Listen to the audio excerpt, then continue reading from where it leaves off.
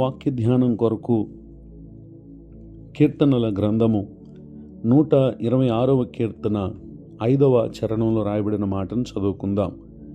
కన్నీళ్లు విడుచుచు విత్తువారు సంతోషగానముతో పంట కోసెదరు. వాక్య ధ్యానం కొరకే ప్రార్థన. ప్రేమ కలిగిన మా తండ్రి, మీకు వందనాలు. నేడు చదవబడిన ఈ వాక్య భాగం ద్వారా మీరు మాతో మాట్లాడి మమ్మల్ని మీరు బలపరచుమని యేసుక్రీస్తు నామంలో ప్రార్థిస్తున్నాను తండ్రి. ఆమెన్. మానవ జీవితంలో మనం ఎదుర్కొనే అనేక పరిస్థితులు కొన్ని మనము కన్నీళ్లు కార్చుటకు లేక దుఃఖపడుటకు కారణంగా ఉంటాయి. ఆ విధమైనటువంటి స్థితిలోనే మనం చేయవలసినటువంటి పనులను మనం జరిగించినప్పుడు నిశ్చయంగా మన కన్నీటిని చూచేటటువంటి దేవుడు సంతోషగానముతో పంట కోసేటటువంటి వారినిగా ఆయన చేస్తాడు అనేటటువంటి విషయాన్ని తెలియజేయడానికి సంతోషిస్తున్నాను.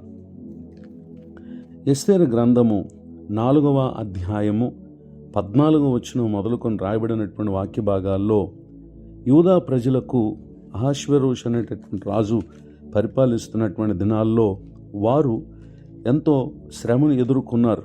కారణం ఏంటంటే హామాన్ అనేటటువంటి వ్యక్తి యొక్క కుయుక్తి ద్వారా అతని తంత్రమును బట్టి వారికి ఎదురైనటువంటి ఆ సమస్య విషయమై మొర్దెకై ఎస్తేరుతో మాట్లాడినటువంటి ఆ సందర్భంలో ఎస్తేరు మొర్దెకైకి చెప్పినటువంటి మాట ఏంటంటే, నా నిమిత్తం ఉపవాసం ఉండి 3 దినములు అన్నపానములు చేయకుడి, నేనును నా పనికత్తులను కూడా ఉపవాసం ఉందుము అని చెప్పి ఆమె తెలియపరచటను మనం గమనించగలం. 3 దినాలు వారు ఉపవాసం ఉండి ప్రార్థన చేసి రాజునొద్దకు వెళ్ళి రాజును ఆహ్వానించి, అది ఎంతో కష్టతరమైనటువంటి పని అయినప్పటికీ రాజుకు ఆమె యందు దయ పుట్టినట్లుగా వారు చేసినటువంటి ప్రార్థన విన్న దేవుడు ఆ దినమున మేలు చేసినప్పుడు తమ సమస్య ఏంటో వారు తెలియపరిచినటువంటి ఆ సందర్భంలో ఏ హామాన్ అయితే మొర్దెకైను ఉరి తీయించాలని కోరాడో ఆ హామానే తన మీదకి ఆ అపాయాన్ని కొని తెచ్చుకున్నటువంటి విషయాన్ని ఇక్కడ మనం గమనించగలం. ఆ తర్వాత యూదులందరూ కూడా ఈ విషయమై తమకు అనుగ్రహింపబడినటువంటి విడుదలను బట్టి వారెంతో సంతోషించినటువంటి విషయాన్ని మనం గమనించగలం. ఎస్తేరు గ్రంథం 9వ అధ్యాయము 21వ వచనంలో యూదులు తమ పగవారి చేత బాధపడక నెమ్మది పొందిన దినములనియు వారి దుఃఖము పోయి సంతోషం వచ్చిన నెలనియు వారు మూలుగట మానిన శుభదినమనియు ప్రతి సంవత్సరము ఆధారు నెల యొక్క 14వ దినమున 15వ దినమున వారు ఆచరించుకొనుచు విందు చేసుకొనుచు సంతోషముగా నుండి ఒకరికొకరు బహుమానములను దరిద్రుల కానుకలను పంపతగిన దినములని వారు స్థిరపరిచినటువంటి విషయాన్ని ఇక్కడ మనం గమనించగలం. నిజమే, వారికి ఎదురైపోబోయే విపత్తును గురించి వారు ఎంతో కన్నీరు కార్చారు, ప్రభు సన్నిధిలో ప్రార్థన చేశారు.